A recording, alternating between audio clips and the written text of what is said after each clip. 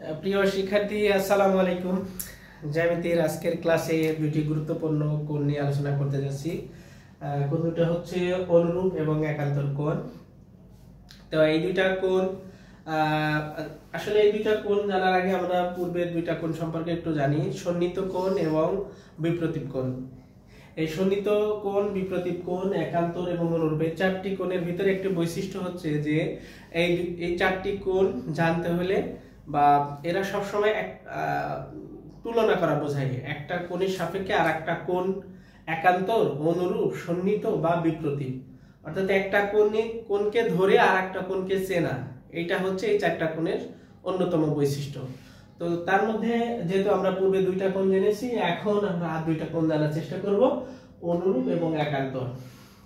তো এই অনুরূপ কোণটা আগে একটু যদি ভাষা আকারে একটু বোঝার চেষ্টা করি। অনুরূপ কোণ বলতে বোঝাচ্ছে একই রকম কোণ।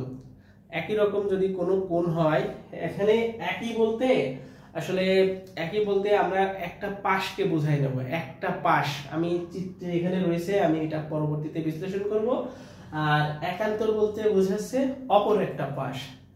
তাইলে অনুরূপ বা একান্তর কোণ বলতে আমি আগেই বলেছিলাম যে এটা একটা তুলনামূলক কোণ। তুলনামূলক কোণ মানে একটা কোণের সাপেক্ষে আর একটা কোণ একান্তর না অনুরূপ, সেটা হচ্ছে জানতে হয়।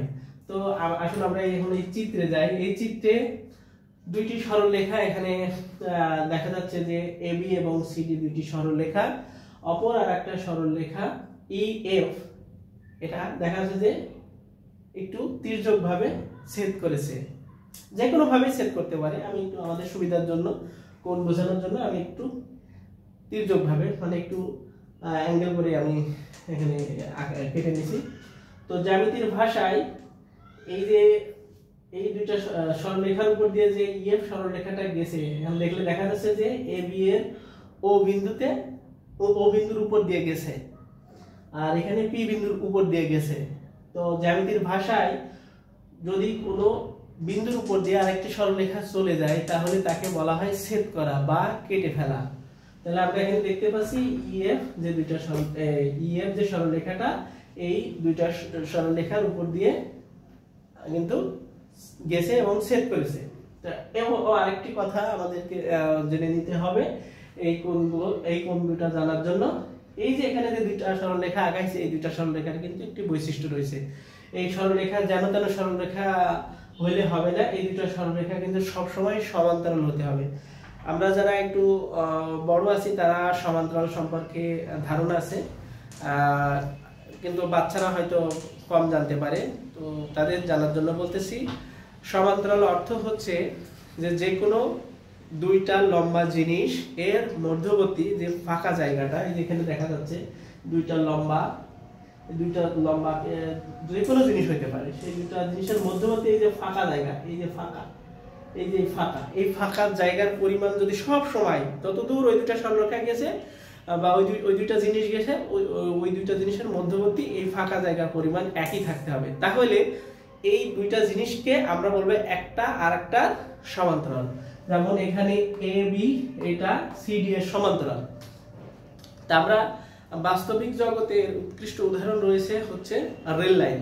আমরা রেল লাইনে দেখতে পারি যে একটা রেল লাইন যেখান থেকে শুরু হয়েছে না কেন, আমাদের চোখের সামনে যতটুকু অংশ পাই সেই অংশের মধ্যবর্তী জায়গা কিন্তু সব সময় সমান থাকে। আর যদি এই রেল লাইনটা মধ্যবর্তী জায়গায় একটু কম বেশি হতো, তাহলে কিন্তু তার উপর দিয়ে ট্রেন যাইতে পারতো না।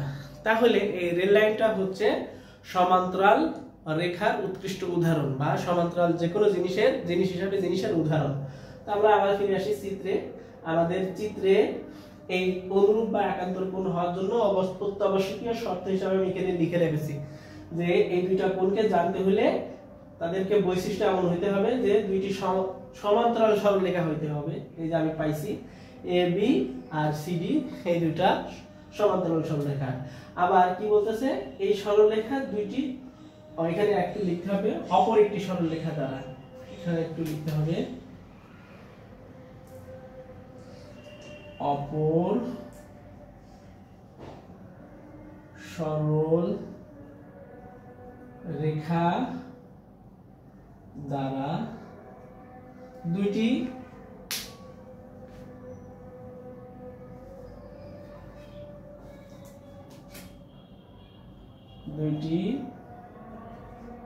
বিন্দুতে ছেদ করতে হবে। এটা হচ্ছে সমান্তরাল। এই আমাদের এই দুটো জিনিস জানার জন্য আমাদের এখানে যে চিত্রটা, সেই চিত্রটার বৈশিষ্ট্য এমন হতে হবে। তো গেল। তো এখন আমরা জানলাম যে এই শর্ত অনুযায়ী আমরা পেয়ে গেছি দুইটি সমান্তরাল সরলরেখা পেয়ে গেছি, এবং ওই দুইটি সমান্তরাল সরলরেখাকে অপর আরেকটা সরলরেখা দ্বারা, সেই অপর একটা সরলরেখাই কিন্তু আমার ইএফ, এই অপর একটি সরলরেখা দুইটি ছেদ বিন্দু থাকতে হবে, মানে দুইটি বিন্দুতে ছেদ করতে হবে। এই যে আমরা দেখতে পাচ্ছি ও এবং পি বিন্দুতে আমাদের এই অপর সরলরেখা কিন্তু ছেদ করেছে। তো গেল আমাদের এই বৈশিষ্ট্য হওয়ার জন্য যে এই দুটো কোণ হওয়ার জন্য যে বৈশিষ্ট্য দরকার, সেই বৈশিষ্ট্যগুলো আমরা পেয়ে গেলাম। তো এখন আমরা ফার্স্টে আলোচনা করি অনুরূপ কোণ। তো অনুরূপ কোণ আমি আগেই বলেছি, অনুরূপ কোণ বলতে আমরা যে কোনো একটা কোণকে কল্পনায় নেব, যে কোনো এখানে অনেকগুলো কোণ রয়েছে। এই বিন্দুতে কিন্তু আমরা দেখতে পাচ্ছি মোট 4টা কোণ আছে, এইটা এইটা এইটা এইটা। তো যে কোনো একটা কোণকে যদি আমরা তুলনা করতে চাই যে এই কোণটার অনুরূপ কোণ কোথায়, আমি সাপোজ এই কোণটা নিলাম, তাহলে এই কোণের যদি আমি এখন অনুরূপ কোণ খুঁজতে চাই, আমি আগেই কিন্তু বলেছি এই অনুরূপ কোণ একান্তর সন্নিহিত কোণ বা বিপরীত কোণ সবসময় কিন্তু তুলনা বোঝায়, আর তুলনা করতে হলেই একটা জিনিসের সাথে আরেকটা জিনিসের প্রয়োজন হয়। সেই জন্যই আমরা এখন এই কোণের যদি একান্ত অনুরূপ খুঁজতে হয়, তাহলে আমাদেরকে আরেকটা কোণ খুঁজে বের করতে হবে যে এই অনুরূপের এখানে 3টা শর্ত লিখে রাখিছি, এই 3টা শর্ত মানে কিনা। তাহলে যে মানবে আমরা তাকেই বলবো অনুরূপ কোণ। তাহলে অনুরূপ কোণের এখানে শর্তে কি বলতেছে, এখন বলতেছে একই পাশ। আবার বলতেছি অনুরূপ কোণ, তাহলে আগে এখানে যে 4টা কোণ, এখানে যে 4টা কোণ, মোট 8টা কোণ দিয়ে কিন্তু আমরা আগে ভাগ করে ফেলতে পারলাম। 4টা কোণের সব এই কোণের যদি আমি অনুরূপ খুঁজতে চাই, তাহলে কিন্তু এই এক কথার উপরে একই পাশের কোণ কে অনুরূপ হবে। তাহলে আমরা বুঝতেই পারছি যে এই কোণের অনুরূপ অবশ্যই এই পাশেই থাকবে, ওই অপর পাশের কোণগুলো সব এখন আমার হিসাব থেকে বাদ হয়ে গেল। তাহলে এই পাশে কোন কোণ রয়েছে, এই একটা, এই একটা, এই একটা। এখন নিচে আর কি শর্ত রয়েছে, সেই শর্তগুলো পড়লে আমরা ফিক্সড আমাদের যে অনুরূপ সেটা খুঁজে পেয়ে যাব। তাহলে এটা গেল একই পাশে হলো। এখন বলছে দুইটা বিন্দুতে, তাহলে ও বিন্দুতে আরেকটা কোণ রয়েছে একই পাশে, এই কোণটা রয়েছে। তাহলে অনুরূপের শর্ত অনুযায়ী বলছে দুইটা বিন্দুতে হইতে হবে। তাহলে এই বিন্দুতে যেহেতু কোণ রয়েছে, এর অনুরূপ অবশ্যই এখানে হবে না, কারণ কি এখানে বলছে দুইটা বিন্দুতে, তাহলে এ তো একই বিন্দুতে, এই কোণ আর এই কোণ তো একই বিন্দুতে, ও বিন্দুতে অবস্থান, এই যে এই বিন্দুতে অবস্থান করতেছে, এটার নাম আমরা এখানে ও দিয়েছি। তো ও বিন্দুতে অবস্থান করতেছে বলে এটা অবশ্যই আমার অনুরূপ হবে না। তাহলে এটা যদি অনুরূপ না হয়, তাহলে একই পাশে রয়েছে আর পরে থাকছে এই কোণটা আর এই কোণটা। তাহলে এই কোণের ভিতরে যে কোনো একটা হবে এই কোণের অনুরূপ কোণ। তাহলে কোনটা হবে, আমরা আরেকটু যদি পড়ি, বলছে সমপরিমাণ কোণ। সমপরিমাণ, তাহলে এ যতটুকু কোণ একে যদি মাপি তাহলে এর সমান যে এই দুইটা কোণের মধ্যে যেটা সমান আছে সেটাই কিন্তু অনুরূপ হবে। তাহলে আমরা স্বাভাবিক চোখের দিকে যদি তাকায় দেখি, এখানে যে কোণটা রয়েছে ঠিক এর সমপরিমাণ কোণ এইটা না এইটা। স্বাভাবিক চোখ দিয়ে দেখলেই দেখা যাচ্ছে এটা কখনোই সমান নয়, এটা যতটুকু এইটা তার চেয়ে অনেক বড়, তাহলে এটাও বাদ গেল। এটা যখন বাদ হয়ে গেল তখন আমার পড়ে থাকতেছে একটা। তাহলে এই 3টা শর্ত মিলে অনুরূপ কোণ হওয়ার জন্য, এই কোণের অনুরূপ খুঁজে পাওয়ার জন্য আমরা শুধুমাত্র একটাই পাচ্ছি। তাহলে দেখেন, আশা করি এই চিত্র এবং আমার এই কথার উপর ভিত্তি করে আমরা খুব সহজেই অনুরূপ কোণ পেয়ে যাচ্ছি। কথা বললে অনেক গুলো কথা দিয়ে কথাটা বোঝাইতে হয়েছে, যার কারণে মনে হচ্ছে অনেক বড় কিছু। এত বড় কিছু না, একটা সমান্তরাল সরলরেখা থাকবে, তার দুইটা আলাদা বিন্দু থাকবে, সেই আলাদা বিন্দুতে যে কোনো একটা কোণের সমপরিমাণ কোণ একই পাশে যদি হয়, তাহলে সেটাকে আমরা অনুরূপ কোণ বলবো। সেটা হতে পারে আমরা এখন এটার অনুরূপ এটা পাই গেছি, তাইলে এখন এটা যদি বলি এটার অনুরূপ কোণটা, ইজিলি ভাবে কিন্তু আমরা এটার অনুরূপ এটা বলতে পারবো। এই 3 শর্ত মিলে, এই 3টা শর্তের সাপেক্ষে এটার অনুরূপ এটা। আচ্ছা, এরপরে যদি আমি যদি বলি যে এইটার অনুরূপ কোণটা, এইটার অনুরূপ অবশ্যই একই পাশে, এই যে কথাগুলো সবগুলো যদি মিলে তাহলে এর অনুরূপ কিন্তু এটা হয়ে গেল। ঠিক আছে, এখন যদি বলি না এই কোণটার অনুরূপ কোণ না, খুব সহজে কিন্তু আমরা এটা অনুরূপ কোণ এটা বলতে পারবো। এটাই হচ্ছে আলোচনা। এখন কেউ যদি একটু সংজ্ঞায়িত মানে অনুরূপ কোণের সংজ্ঞা বলতে চাই, তাহলে আমি এখানে যে তিনটা শব্দ দিয়েছি এর সাথে এই দুইটা মোটেই পাঁচটা কথা একটু সাজিয়ে বুঝিয়ে বললে পারেই আমরা তাকে অনুরূপ কোণের সংজ্ঞা বলতে পারি। তাহলে অনুরূপ কোণের সংজ্ঞা কেমন হতে পারে? এমন হতে পারে যে দুইটি সমান্তরাল সরল রেখা অপর একটি সরল রেখা দিয়ে যদি ছেদ করে, তাহলে ওই ছেদ বিন্দুর একই পাশে সমপরিমাণ দুইটি আলাদা বিন্দুতে বা ছেদ বিন্দুতে সমপরিমাণ যে কোণ উৎপন্ন হয় তাকে আমরা একান্তর কোণ বলবো। এবার আসে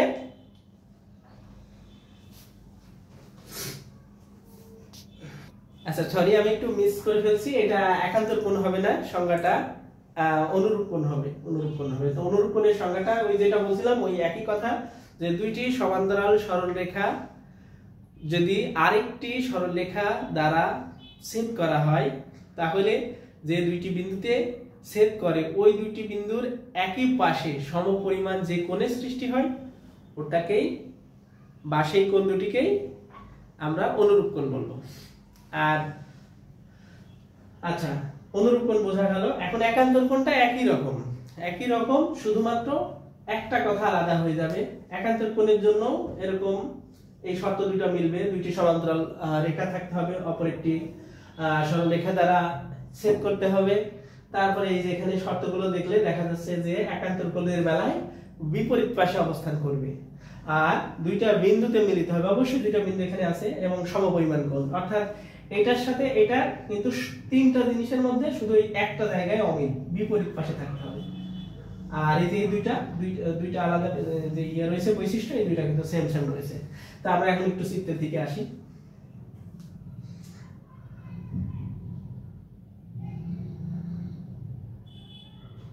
আমি যদি এখন যে কোনো একটা কোণ বিবেচনায় নিই, সেই কোণের আমরা একান্তর কেমন হয় সেটা জানার চেষ্টা করি।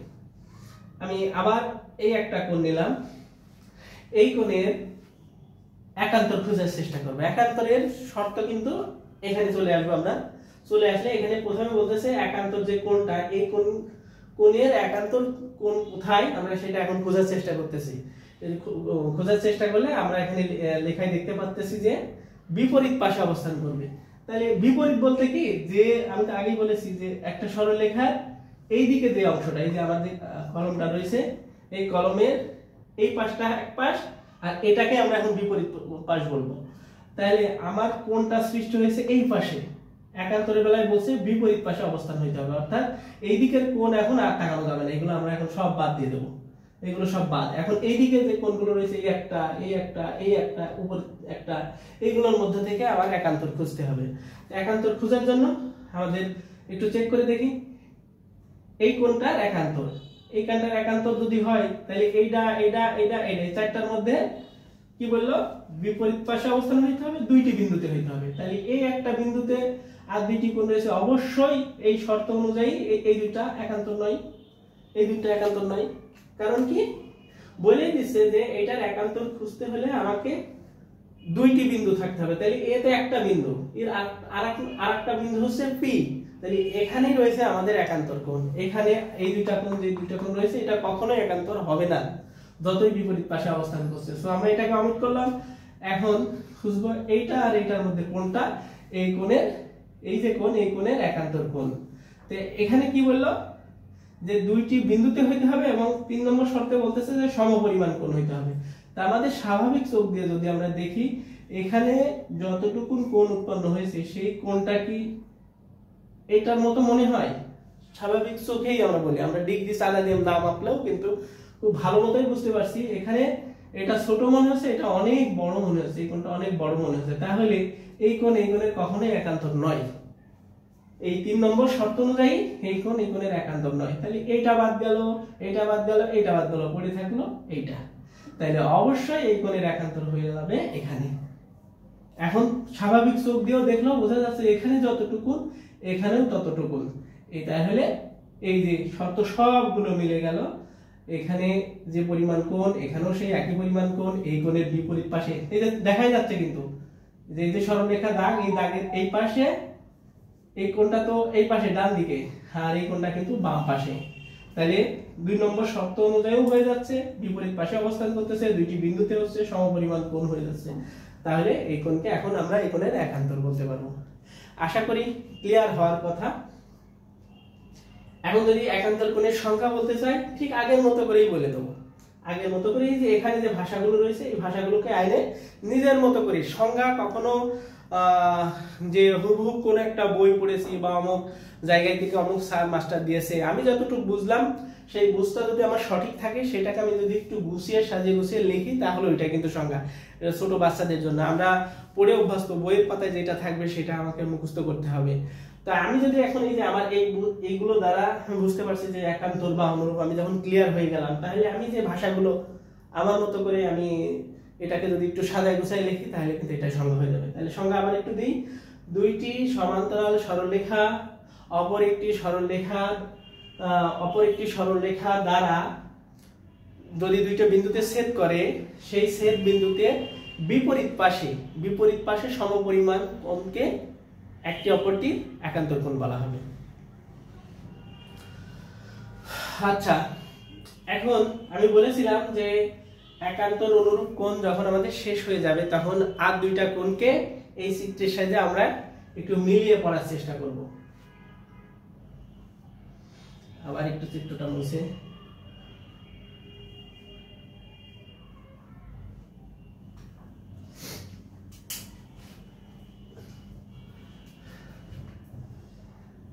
এখানে দেখা যাচ্ছে আমি যদি এখন এর সাথে আর অ্যাড করি সন্নিহিত কোণ,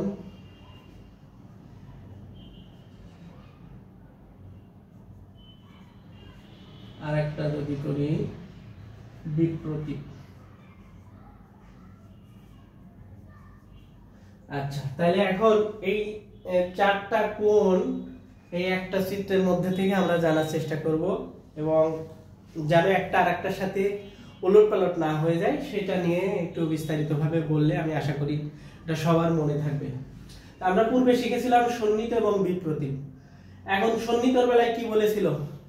সন্নিহিতর বেলায় কিন্তু এমন কোনো শর্ত ছিল না যে দুইটা আলাদা বিন্দুতে হইতে হবে, ঠিক আছে। সন্নিহিত আর বিপ্রতীপের বেলায় কিন্তু আমরা ওখানে শর্তে লিখে দিয়েছিলাম যে একটা বিন্দুতে, এই দুইটার বেলায় এখানে যে কোণ নিয়ে তুলনা করা হয়, এখানে সন্নিহিত আর বিপ্রতীপের বেলায় যে কোণ দুইটা নিয়ে তুলনা করা হয় ওই দুইটা কোণ কিন্তু সবসময় একই বিন্দুতে হইতে হবে। একই বিন্দুতে দুইটা কোণের তুলনা, দুইটি কোণের তুলনা, একই বিন্দুতে দুইটা কোণের মধ্যে যে তুলনা সেই দুইটা কিন্তু এই সন্নিহিত আর বিপ্রতীপ হবে। আর অনুরূপ কোণের আর একান্তর কোণের বেলায় বললাম দুইটি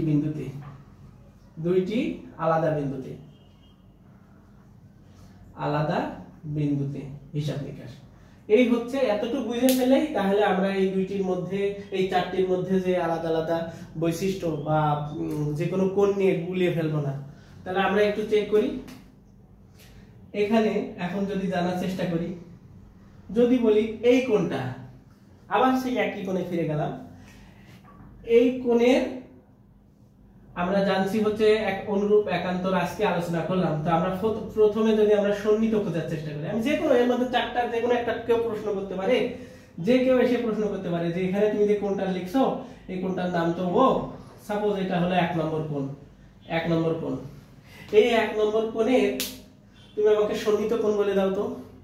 যে কেউ জিজ্ঞেস করতে পারে সন্নিহিত কোণ, এই এই কোণটা সন্নিহিত কোণকে আমরা কিন্তু আগেই বলেছিলাম যে সন্নিহিত কোণ হবে একই বিন্দুতে, এবং সন্নিহিত কোণের কিন্তু একটা সাধারণ বাহু থাকবে। আমি যদি এই কোণটার সাথে আরেকটা কোণের সন্নিহিত খুঁজতে চাই তাহলে আরেকটা কোণ যে হবে সেই কোণটা অবশ্যই এইটা হবে, নাহলে এইটা হবে, এই তিনটা হবে। কারণ কি একই বিন্দুতে, এখানে আমি এসে কিন্তু সন্নিহিত কোণ খুঁজে পাবো না, এটা হচ্ছে আলাদা বিন্দু। যতই এটা দেখতে ছোট বড় সমান একই দেখা যাক, তারপরে আমি এটাকে সন্নিহিত বলবো না। আমার সন্নিহিত অবশ্যই যে কোণটাকে আমাকে চিনতে দিছে, যার সন্নিহিত খুঁজতে বের করতে বলছে,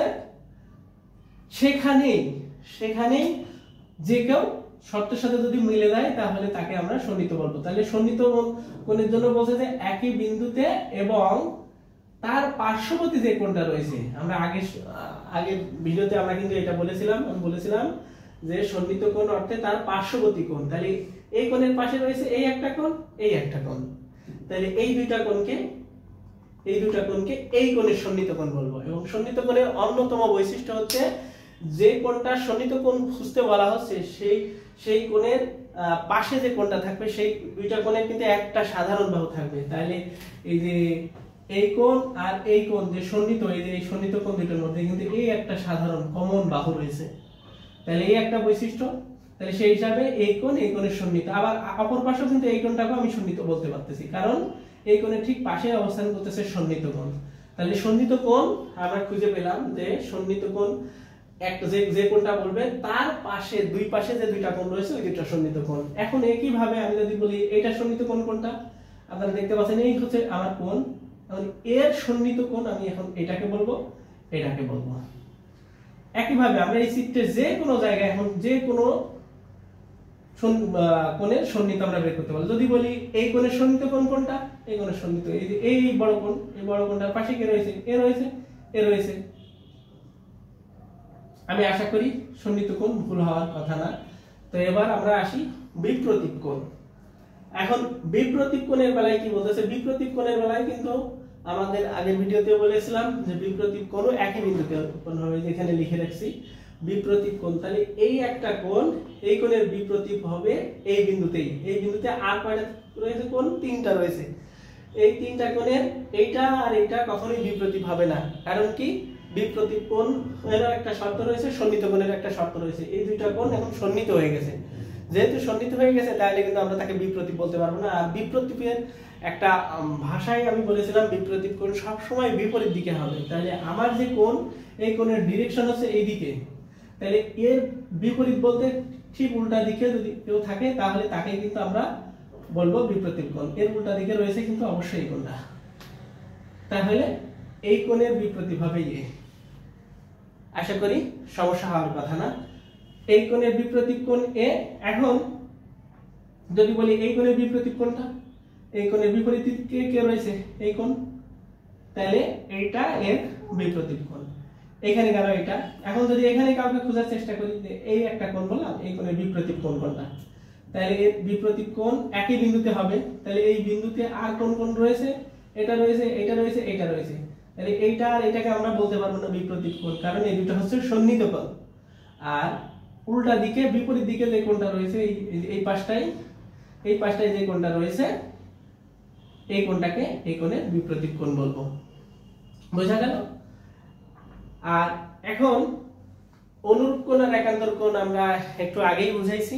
তারপরেও আমরা যদি চেকের জন্য কেউ ভুলে যাই বা আবার একটু জানার চেষ্টা করি, আমি যদি বলি যে এই কোণটা, এই একটা যে কোণ লিখেছি, এই কোণটা আমি যদি বলি অনুরূপ কোণ কোনটা হবে, অনুরূপ কোণ দেখাই যাচ্ছে যে অনুরূপ কোণের সংজ্ঞা কিন্তু বলেছিল যে একই পাশে। তাহলে এই একটা সরলরেখার একই পাশে কোণ উৎপন্ন হবে, তাহলে একই পাশে হইতে হবে, তারপর দুইটি আলাদা বিন্দুতে। তাহলে এখানে যেহেতু এই কোণটা উৎপন্ন হয়েছে, আলাদা একটা বিন্দু কোথায়, এখানে। আর একটা কি বলেছে, সমপরিমাণ কোণ। তাহলে এর সমপরিমাণী কোণ আলাদা বিন্দুতে কোনটা রয়েছে, আমরা চোখে দেখলে এই একটা বড় কোণ, এই বড় কোণের সাথে মিলে যায় কিন্তু এইটা। তাহলে এটাকে আমরা বলবো এই কোণের অনুরূপ কোণ। আচ্ছা, এখন আসি এই সেম কোণটা যদি আমরা একান্তর খুঁজতে চাই, একান্তর কোণ কাদের বলছি। একান্তরের বেলায় কি বললো যে একান্তর কোণ উৎপন্ন হবে কিন্তু বিপরীত পাশে। তাহলে এখানে যে কোণটা উৎপন্ন হয়েছে, এই পাশের আর কোনো কোণকে আলোচনায় নেওয়া যাবে না, এর অপর পাশে কোণকে আলোচনায় নিতে হবে। অপর পাশের কোথায় উৎপন্ন হতে হবে, বিপরীত পাশে দুইটি বিন্দুতে। তাহলে আমাদের সেকেন্ড বিন্দু হচ্ছে এইটা, সেকেন্ড বিন্দুতে এবং সমপরিমাণ কোণ। আমরা চোখের দিকে দেখলেই দেখতে পাচ্ছি এই সমপরিমাণ কোণ, এই পাশে একটা রয়েছে আর এই পাশে একটা রয়েছে, এর সমপরিমাণ কিন্তু শুধু এইটা। তাহলে এই কোণের এটা হচ্ছে একান্তর। আশা করি এই চারটা কোণ নিয়ে আর ভুল হওয়ার কথা না। আমি যে কোনো জায়গায় যে কোনো চিত্রে যদি এইভাবে লিখি, এখন যদি এইভাবে আঁকাই অথবা যে কোনো ভাবে চিত্র আঁকাই, এখানে গুলানোর কথা না, আমি চিত্রটাতে এইভাবে দিতে পারতাম। চিত্র এইভাবে দিলে আমরা সেই ক্ষেত্রে কিন্তু এখানে যে এই কোণ, এই কোণের আমরা যদি বলি এই কোণের এক অনুরূপ কোণ কোনটা, এলোমেলো ভাবে যদি প্রশ্ন করি, আমি একটা কোণকে দিয়ে যদি এখন আমি যে কাউকে জিজ্ঞেস করি, আমি আশা করি সবাই বলতে পারবে। আমরা যদি একটা একটা করে বলি যে এই 1 নম্বর অনুরূপ কোণ, এই কোণের অনুরূপ কোণটা হবে, অনুরূপ কোণের সব শর্ত কিন্তু আমাদের মুখস্থ, যে অনুরূপ দুইটি আলাদা বিন্দুতে হইতে হবে। তাহলে এই বিন্দুতে যে কোণটা উৎপন্ন হয়েছে আলাদা একটা বিন্দু হচ্ছে এখানে, তাহলে আলাদা বিন্দুতে উৎপন্ন হবে এবং একই পাশে, তাহলে দেখা যাচ্ছে যে একই পাশে এই আমাদের একটা কোণ, তাহলে এই কোণটা এই কোণের অনুরূপ হয়ে গেল। এখন অনুরূপ হয়ে যাওয়ার পরে যদি বলি একান্তর কোণ কোথায়, এই কোণের একান্তর কোণ কোথায় রয়েছে, একান্তর কোণও কিন্তু বলছে যে বিন্দুতে কোণ উৎপন্ন হয়েছে সেই কোণে আলাদা একটা বিন্দুতে তোমার আপনার একান্তর কোণ সৃষ্টি হবে। তাহলে আমরা দেখতে পাচ্ছি যে এই সেম পরিমাণ কোণ আলাদা বিন্দুতে এবং অপর পাশে হইতে হবে, অপর পাশটা হচ্ছে আমার এটা। তাহলে এই কোণ এই কোণে একান্তর কোণ হয়ে যাবে। এখন যদি বলি এই কোণের সন্নিহিত কোণ কোনটা, এই কোণের সন্নিহিত কোণ কি এখানে বলবো, এটা বলবো না, এই কোণের সন্নিহিত কোণ কিন্তু আমরা বলেছি যে সন্নিহিত কোণ হবে সবসময় একই বিন্দুতে, মানে এই যে বিন্দুতে আমরা সন্নিহিত কোণ জানতে চাচ্ছি ওরই পাশে আর যে কোণটা রয়েছে সেই দুটাকে কিন্তু এই কোণের সন্নিহিত কোণ বলবো। তাহলে তো সন্নিহিত কোণ কিন্তু দুইটা হয়ে গেল, এখানে এই কোণের সন্নিহিত কোণ দুইটা হয়ে গেল। এখন এই কোণটার আবার যদি জানতে চাই বিপরীত কোণ কোনটা, বিপরীত কোণও বললো একই বিন্দুতে হইতে হবে এবং বিপরীত দিকে হইতে হবে। তাহলে এই কোণের বিপরীত কে আছে, এই যে দেখেন তো এইটা রয়েছে।